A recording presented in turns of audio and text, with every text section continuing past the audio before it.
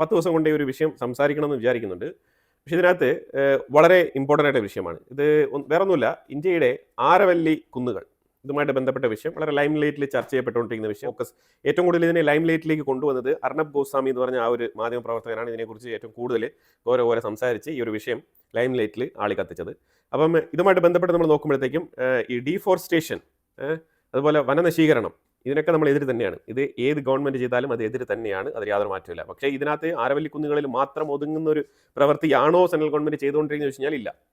അപ്പോൾ ഇത് വിമർശനാത്മകമായിട്ട് നമ്മൾ ഇതിനെ നോക്കിക്കാണേണ്ടതുണ്ട്. കാരണം മരം മുറിക്കൽ എന്ന് പറഞ്ഞു കഴിഞ്ഞാൽ അത് വലിയ പരിപാടി തന്നെയാണ്. ഇപ്പം മരം മുറിക്കുന്നത് ആരവല്ലി കുന്നുകളിൽ മാത്രമല്ല. പക്ഷേ ആരവല്ലി കുന്നുകളെക്കുറിച്ച് മാത്രം ഇത്രമാത്രം കൺസേൺ രേഖപ്പെടുത്തുന്നത് എന്തുകൊണ്ടാണെന്ന് പറഞ്ഞാൽ അത് ഗുജറാത്ത്, രാജസ്ഥാൻ, ഹിമാചൽ പ്രദേശ് ഈ മൂന്ന് സ്റ്റേറ്റുകളിലെയും പ്രത്യേകിച്ച് രാജസ്ഥാനിൽ നിന്ന് വരുന്ന ആ ഒരു ഡെസേർട്ട് ഡസ്റ്റിനെ ഏറ്റവും കൂടുതൽ തടഞ്ഞു നിർത്തുന്നത് ഈ ആരവല്ലി കുന്നുകളാണ്. അപ്പോൾ ഇത് മലകളാണോ എന്ന് ചോദിച്ചാൽ ഇത് മൗണ്ടൻസ് അല്ല. അപ്പോൾ അതുകൊണ്ടാണ് ഇതിൻ്റെ നിയമത്തിലുള്ള ചെറിയൊരു ലൂപ്പ് ഹോൾ വെച്ചിട്ട് ഇതിൻ്റെ പെർമിഷൻ പാസ്സാക്കി കൊടുത്തിരിക്കുന്നത്. പക്ഷേ മരം മുറിക്കുക എന്ന് പറഞ്ഞാൽ നിസ്സാരപ്പെട്ട മരങ്ങളല്ല അവിടെ മുറിക്കുന്നത്. നമ്മൾ മൈനിങ് നടത്തണം, നമുക്ക് റെയർ എർത്ത് എലമെന്റ്സിൻ്റെ ആവശ്യമുണ്ട്, ഇതെല്ലാം ഉണ്ട്, ഇല്ല എന്ന് പറയുന്നില്ല. പക്ഷേ നമ്മളുടെ ജീവിതം അവസാനിപ്പിച്ചുകൊണ്ടുള്ള ഒരു വികസനമല്ലല്ലോ നമ്മൾ ലക്ഷ്യമിടേണ്ടത്. അപ്പോൾ അതിന് നമ്മൾ തീർച്ചയായിട്ടും ഈ മരം മുറിക്കലിനെ നമ്മൾ വ്യക്തിപരമായിട്ട് ഞാൻ എതിർക്കുന്നുണ്ട്. അങ്ങനെ മുറിക്കാൻ പാടില്ല. ശരിക്കും മരം മുറിക്കാം, ഇല്ലാന്നില്ല. അതിൻ്റെ എണ്ണങ്ങളെക്കുറിച്ചുള്ള കൃത്യമായിട്ടുള്ള ധാരണ ഉണ്ടാവണം. അതുപോലെ തന്നെ ഈ മുറിക്കപ്പെടുന്ന ഓരോ മരങ്ങൾക്കുമുള്ള പ്രത്യേകതകളുണ്ട്. ആവാസ വ്യവസ്ഥയിൽ അവറ്റകളുടെ കോൺട്രിബ്യൂഷൻ അത് വളരെ വളരെ ഇമ്പോർട്ടൻ്റ് ആണ്. ഇത് ഓരോ മരങ്ങളെക്കുറിച്ചുള്ള അവിടുത്തെ സസ്തനികളെക്കുറിച്ചുള്ള കൃത്യമായിട്ടുള്ള ബോധ്യം ഉണ്ടാവണം. അല്ല നമ്മൾ ഈ rare earth elements, mineral mining നമ്മൾ ശക്തിപ്പെടുത്തണം, ഇന്ത്യ 3ാമത്തെ എക്കോണമി ആയിട്ട് മാറണം എന്നൊക്കെ പറഞ്ഞിട്ടുള്ള ആവേശത്തോടു കൂടി നമ്മൾ രാജ്യം മൊത്തം നശിപ്പിച്ചുകൊണ്ടുള്ള ഒരു വികസനം നമുക്ക് ചെയ്യാൻ പറ്റില്ല. പ്രത്യേകിച്ച് നാച്ചുറൽ ഡിസാസ്റ്റേഴ്സ് ഉണ്ടാകുന്ന രീതിയിലുള്ള വികസന പ്രവർത്തനങ്ങൾ നമ്മൾ അതിനെ ക്രിട്ടിസൈസ് ചെയ്യേണ്ട ഒരു സാഹചര്യമുണ്ട്. ഇല്ലയെന്ന് നമുക്ക് ഒരിക്കലും പറയാൻ പറ്റില്ല. അത് ഏത് ഗവൺമെൻറ് ചെയ്താലും നമുക്ക് പൊതുവിൽ ചില വിഷയങ്ങൾ ഡയറക്റ്റായിട്ട് നമുക്ക് ഒറ്റ നോട്ടത്തിൽ തന്നെ നമുക്ക് മനസ്സിലാക്കാൻ പറ്റും ഇത് ശരിയല്ല എന്നുള്ളത്. അതേപോലെ ശരിയല്ലാത്തൊരു പരിപാടിയാണ് ഈ ആരവല്ലി കുന്നുകൾ. ഗവൺമെൻറ് പലതരത്തിലുള്ള പോസിറ്റീവായിട്ടുള്ള കാര്യങ്ങളൊക്കെ ചെയ്യുമ്പോഴും ചില വിഷയങ്ങളിൽ ചില ഒറ്റപ്പെട്ട തീരുമാനങ്ങൾ എടുക്കുന്നത് ശരിയല്ല എന്നുള്ള രീതിയിലുള്ള പഠനങ്ങളാണ് പൊതുവിൽ പുറത്തു വരുന്നത്. അത് ചില CAG റിപ്പോർട്ടുകളിലും ഇതിനെക്കുറിച്ചുള്ള ഒരു ഡിഫറൻസ് ഉണ്ട് എന്ന് തന്നെയാണ് മനസ്സിലാക്കാൻ പറ്റുന്നത്. ചില പ്രധാനമന്ത്രി പദ്ധതികളിലൊക്കെ എൻഡ് ബെനിഫിഷ്യറി നോക്കുമ്പോഴത്തേക്കും അതിനകത്തൊക്കെ ഒരുപാട് വേരിയേഷൻസ് ഉണ്ട്. അപ്പം അതുമായിട്ട് ബന്ധപ്പെട്ട വിഷയം ഞാൻ പിന്നീട് ചർച്ചയ്ക്കെടുക്കാം. ഇപ്പം നമുക്ക് ഈ ആരവല്ലി കുന്നുകളുമായിട്ട് ബന്ധപ്പെട്ട് ഇത് മാത്രമാണോ ഇഷ്യൂ എന്നുള്ള രീതിയിൽ നോക്കിക്കഴിഞ്ഞാൽ ഇത് മാത്രമല്ല ഇഷ്യൂ. ഇത് കേസ് നമ്പർ 1 ആയിട്ട് നിങ്ങൾക്ക് വേണമെങ്കിൽ കൺസിഡർ ചെയ്യാം. ഇത് ആദ്യത്തെ വിഷയമല്ല, ഇന്ത്യക്കുള്ളിൽ തുടർച്ചയായിട്ട് നടന്നുകൊണ്ടിരിക്കുന്ന ഒരു വിഷയം തന്നെയാണ്. ഈ ആൻഡമാൻ നിക്കോബാറിൽ നമ്മൾ പോർട്ട് പണിയുന്നുണ്ട്, അവിടെയും മരം മുറിക്കുന്നുണ്ട്. മരങ്ങൾ ചെറിയ തോതിലല്ല ഇപ്പോൾ ഇന്ത്യക്കുള്ളിൽ മുറിച്ച് മാറ്റപ്പെടുന്നത്. ഇത് വലിയൊരു ഡിസാസ്റ്ററാണ് ശരിക്കും പറഞ്ഞാൽ. എന്തുകൊണ്ടാണ് ഇപ്പോൾ ക്ലൈമറ്റ് ചേഞ്ച് നമ്മൾ നോക്കൂ, ഈ കോപ്പ് എന്ന് പറഞ്ഞിട്ട് ഗ്ലോബൽ ക്ലൈമറ്റ് ചേഞ്ച് ഫോറം ഉണ്ട്. ആ ഫോറത്തിൽ ഇന്ത്യയുടെ ഇപ്പോൾ കാർബൺ ഫുട് പ്രിന്റിൻ്റെ പോയിന്റ് എന്ന് പറഞ്ഞാൽ 30% ആണ്, മനസ്സിലാക്കണം. അപ്പോൾ ആ ഒരു 30% നമ്മൾ കുറച്ച് കൊണ്ടുവരാൻ വേണ്ടിയിട്ടാണ് നമ്മൾ ഗ്രീൻ എനർജി പദ്ധതികളൊക്കെ നമ്മൾ ലോഞ്ച് ചെയ്യുന്നത്. അങ്ങനെ ഗ്രീൻ എനർജിയൊക്കെ ഇനിഷ്യേറ്റ് ചെയ്തിട്ടാണ് നമ്മൾ സോളാർ പവർ, വിൻഡ് മില്ലുകൾ, അങ്ങനെ പല സംഭവങ്ങൾ നമ്മൾ സ്ഥാപിക്കുന്നത്. ഇപ്പം നമ്മൾ ഏറ്റവും കൂടുതൽ ഇപ്പോൾ റഷ്യയുമായിട്ടാലും ശരി തന്നെ, അതേപോലെ തന്നെ അമേരിക്കയുമായിട്ടാലും ശരി, അതിൽ നിന്നും ന്യൂക്ലിയർ പവർ പ്ലാന്റ് സ്ഥാപിക്കാൻ കൂടംകുളം പോലത്തെ സ്ഥലങ്ങളിലൊക്കെ നമ്മൾ അഡീഷണൽ പവർ യൂണിറ്റുകൾ സ്ഥാപിക്കാനുള്ള എഗ്രിമെന്റ് വരെ സൈൻ ചെയ്തിട്ടിരിക്കുന്ന സാഹചര്യമാണ്. അപ്പോൾ ആ സാഹചര്യത്തിൽ നമ്മൾ എത്രമാത്രം ഇമ്പോർട്ടൻസ് ആണ് ഈ ഒരു വിഷയത്തിന് കൊടുക്കേണ്ടതെന്ന് പറഞ്ഞു കഴിഞ്ഞാൽ വളരെ വളരെ ഇമ്പോർട്ടൻ്റ് ആയിട്ട് നോക്കി കാണേണ്ട ഒരു വിഷയമാണ്. ആര് പറഞ്ഞാലും നമ്മൾ ശരിയാണെങ്കിൽ ശരി, തെറ്റാണെങ്കിൽ തെറ്റ്. അപ്പോൾ ഈ ഒരു വിഷയത്തിൽ ഒരു തെറ്റുണ്ട് എന്നുള്ളതാണ് പ്രത്യക്ഷത്തിൽ മനസ്സിലാക്കാൻ പറ്റുന്നത്.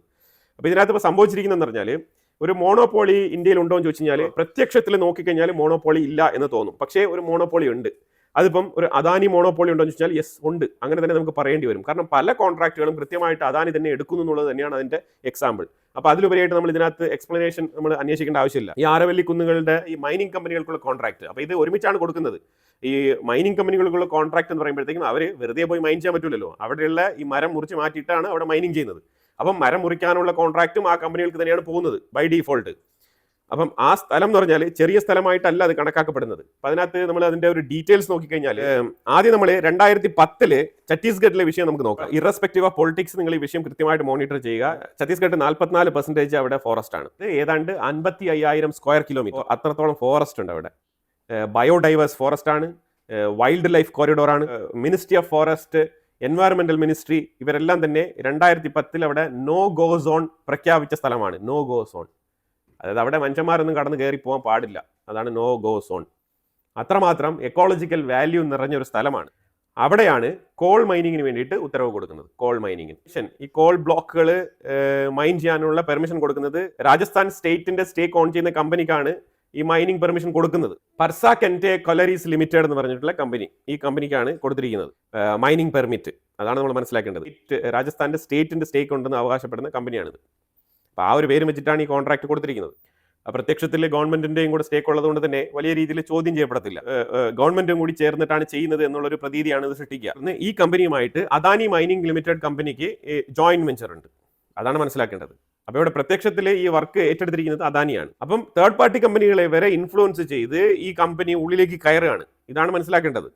നമ്മൾ കാര്യങ്ങൾ നോക്കിക്കാണുമ്പോൾ വളരെ ബ്ലാക്ക് ആൻഡ് വൈറ്റ് ആയിട്ട് തന്നെ നോക്കിക്കാണാനും. ഇന്ത്യക്കുള്ളിൽ ബിസിനസ്മാൻമാരുടെ ആവശ്യമുണ്ട്, ഇന്ത്യക്കുള്ളിൽ എന്റർപ്രണേഴ്സിന്റെ ആവശ്യമുണ്ട്, ഇന്ത്യക്കുള്ളിൽ പല കോർപ്പറേറ്റ് കമ്പനികളും വളർന്ന് പന്തലിക്കേണ്ടതുണ്ട്, അവർ പല എംപ്ലോയ്മെന്റ് അതിനകത്ത് ക്രിയേറ്റ് ചെയ്യേണ്ടതുണ്ട്, പല ഇന്ത്യക്കാർക്കും അതിനകത്ത് ജോലി കിട്ടേണ്ടതുണ്ട്. ഇതെല്ലാം ഒരു സൈഡിൽ നമ്മൾ മാറ്റി വയ്ക്കാം. അതെല്ലാം എല്ലാ കമ്പനികൾക്കും ബാധകമായിട്ടുള്ള കാര്യങ്ങളാണ്. ഇന്ത്യക്കുള്ളിൽ ഏതൊരു സ്ഥാപനം തുടങ്ങിയാലും ഇതെല്ലാം തന്നെ പാലിക്കും. അത് ബൈ ഡീഫോൾട്ട് ആയിട്ട് വരുന്ന കാര്യങ്ങളാണ്. അല്ലാതെ മാൻ പവർ ഇല്ലാണ്ട് ഒരു കമ്പനി ചലിക്കാൻ കഴിയില്ലല്ലോ. അതിനെ ഒരു ഫേവറബിൾ പൊസിഷനായിട്ട് കമ്പനി ഒരിക്കലും കണക്കാക്കാൻ പാടില്ല. എംപ്ലോയ്മെന്റ് എന്ന് പറയുന്നത് മ്യൂച്വൽ ആണ്. എംപ്ലോയിക്ക് ജോലി എങ്ങനെയാണോ ആവശ്യം, അതേപോലെ എംപ്ലോയർക്ക് എംപ്ലോയിയും ആവശ്യമുണ്ട് എന്നുള്ളതാണ് ഇവിടെ നമ്മൾ മനസ്സിലാക്കേണ്ട മ്യൂച്വൽ. ആ ഒരു മ്യൂച്വൽ കോൺട്രാക്ടിന്റെ ബേസിസിലാണ് ഈ വർക്കുകളെല്ലാം തന്നെ നടക്കുന്നത്. അപ്പൊ അല്ലാതെ നമ്മൾ തൊഴിൽദാതാവാണ്, അപ്പൊ അയാൾക്ക് എവിടെ വേണമെങ്കിലും കടന്നു കയറാം, എന്ത് വേണമെങ്കിലും ചെയ്യാം എന്നുള്ള ഒരു അവസ്ഥ ഇവിടെ ഉണ്ടാവാൻ പാടില്ല. 3.68 ലക്ഷം മരങ്ങളാണ് മുറിച്ചു മാറ്റാൻ അവിടെ തീരുമാനമായത്. ഈ 3.68 ലക്ഷം ആരവല്ലി കുന്നുകളിലെ മരങ്ങളാണ് മുറിച്ചു മാറ്റാൻ തീരുമാനമായത്. ഇതൊരു കാര്യം മനസ്സിലാക്കണം. മൗണ്ടൻ എന്ന് പറയുന്നതിനേക്കാളും കുന്നുകളാണിത്. അപ്പം ഈ സെയിം കമ്പനിക്കാണ് ഈ ആരവല്ലി കുന്നുകളുടെ ഈ ഒരു മൈനിങ് എക്സ്പാൻഷൻ കൊടുത്തിരിക്കുന്നത്. അതായത് എക്സ്പാൻഷൻ എന്ന് പറഞ്ഞാൽ ഇവരുടെ ലീസ് എക്സ്പാൻഡ് ചെയ്ത് കൊടുത്തിരിക്കുകയാണ്. ഇവരുടെ പെർമിഷൻ ആരവല്ലി കുന്നുകൾക്കും എക്സ്പാൻഡ് ചെയ്ത് കൊടുത്തിരിക്കുകയാണ്. അതായത് അദാനി കമ്പനി തന്നെ ഡയറക്റ്റ് ആയിട്ട് ആരവല്ലി കുന്നുകളുടെ ആ ഒരു മൈനിങ് ഹാൻഡിൽ ചെയ്യും. ഇതാണ് ഇതിനകത്ത് മനസ്സിലാക്കേണ്ടത്. അപ്പോൾ ഇത് പഴയതും പുതിയതുമായിട്ടുള്ള എല്ലാ വർക്കുകളും ഈ അദാനിക്ക് തന്നെ കൊടുക്കുന്നത് എന്തുകൊണ്ടാണ്? ഈ ചോദ്യം വളരെ പ്രസക്തമാണ്. ഇത് ഏതാണ്ട് 2.5 ബില്യൺ ഇയേഴ്സ് പഴക്കമുള്ള കുന്നുകളാണെന്നാണ് പറയുന്നത്. ശരി, ഇതൊരു വിഷയം അവിടെ നിൽക്കട്ടെ. ഇതിപ്പം ലൈം ലൈറ്റിൽ ഇന്ത്യക്കുള്ളിൽ വളരെ ടോപ്പ് ലെവലിൽ ചർച്ച ചെയ്യപ്പെടുന്നു. ഇതിന്റെ തീരുമാനവും ഉത്തരങ്ങളെല്ലാം തന്നെ ഗവൺമെന്റ് കൊടുക്കേണ്ടതാണ്. അവർ അതിനകത്ത് എന്തെങ്കിലുമൊക്കെ റെസൊല്യൂഷൻസ് ഉണ്ടാക്കുമെന്ന് പ്രതീക്ഷിക്കാം. പ്രതീക്ഷിച്ചില്ല എന്നുണ്ടെങ്കിൽ നമ്മളുടെ അഭിപ്രായത്തിൽ ഒരു മാറ്റമൊന്നുമില്ല, ഇത് തെറ്റ് തന്നെയാണ്. അതാണ് നമ്മളിവിടെ ചൂണ്ടിക്കാണിക്കുന്നത്. രണ്ടാമത് മുംബൈയിലേക്ക് വരൂ. മുംബൈയിലേക്ക് വെർസോവ ബയാന്തർ കോസ്റ്റൽ റോഡ്, ഈ കോസ്റ്റൽ റോഡ് നിർമ്മിക്കുന്നതിന് വേണ്ടിയിട്ട് അവിടെയും മരങ്ങൾ മുറിച്ച് മാറ്റിയിട്ടുണ്ട്. പറഞ്ഞ ഈ ഒരു മുംബൈയിലുള്ള ഈ ഒരു വെർസോവ ഈ ഒരു കോസ്റ്റൽ റോഡ് ഈ ഒരു പദ്ധതിക്ക് വേണ്ടിയിട്ട് മാംഗ്രോവ്സ്, അതായത് കണ്ടൽക്കാടുകൾ, ഈ കണ്ടൽക്കാടുകൾ മൊത്തത്തിൽ നീക്കം ചെയ്തിരിക്കുകയാണ്. ഈ കണ്ടൽക്കാടുകൾ നീക്കം ചെയ്യുന്നതിൽ ഉണ്ടാകുന്ന ദോഷങ്ങൾ എന്ന് പറഞ്ഞാൽ വളരെ വലുതാണ്. ഈ കണ്ടൽക്കാട് സംരക്ഷിക്കാൻ വേണ്ടിയിട്ട് പലതരത്തിലുള്ള നടപടികൾ സ്വീകരിക്കേണ്ട ഗവൺമെന്റാണ് ഇത്തരത്തിലുള്ള വീഴ്ചകൾ വരുത്തിയിരിക്കുന്നത്. ഇത് കട്ട് ചെയ്ത് കളയാനുള്ള ഉത്തരവ് മുംബൈ ഹൈക്കോർട്ടാണ് ഇവർക്ക് പാസ്സാക്കി കൊടുത്തിരിക്കുന്നത്. ഇതൊക്കെയാണ് നമ്മൾ മനസ്സിലാക്കേണ്ടത്. പ്രത്യക്ഷത്തിൽ ഈ മുറിച്ചു മാറ്റിയ ആൾക്കാരെ എന്തെങ്കിലും പറയാൻ പറ്റുമോ ചോദിച്ചു കഴിഞ്ഞാൽ ഒരിക്കലും പറയാൻ പറ്റത്തില്ല. കോടതിയെ കൈ കാണിക്കാൻ പറ്റും. കോടതി എന്താണ് ഇതിനകത്ത് കണ്ടെത്തിയ ഒരു ജസ്റ്റിഫിക്കേഷൻ എന്നുള്ളത് അതിന്റെ വിധിപ്പകർപ്പെടുത്ത് നോക്കിയാൽ മാത്രമേ മനസ്സിലാക്കാൻ പറ്റുള്ളൂ. വിധിപ്പകർപ്പിൽ എന്തെങ്കിലുമൊക്കെ എക്സ്ക്യൂസ് എഴുതി വെച്ചത് കൊണ്ട് മാത്രം ഈ കണ്ടൽക്കാടുകളെ നശിപ്പിച്ചത് നമുക്ക് ഒരിക്കലും അംഗീകരിക്കാൻ പറ്റില്ല എന്നുള്ളതാണ്. ഈ മുംബൈയുമായിട്ട് ബന്ധപ്പെട്ട് താഴോട്ട് കിടക്കുന്ന ചതുപ്പും കാര്യങ്ങളൊക്കെ ആയിക്കോട്ടെ, ഇതെല്ലാം തന്നെ വെസ്റ്റേൺ ഗാർഡ്സിന്റെ ഭാഗമാണ്. വെസ്റ്റേൺ ഗാർഡ്സ് എന്ന് പറഞ്ഞാൽ ഏതാണ്ട് 1.5 മില്യൺ പഴക്കമുള്ള മലനിരകളാണ് വെസ്റ്റേൺ ഗാർഡ്സ്.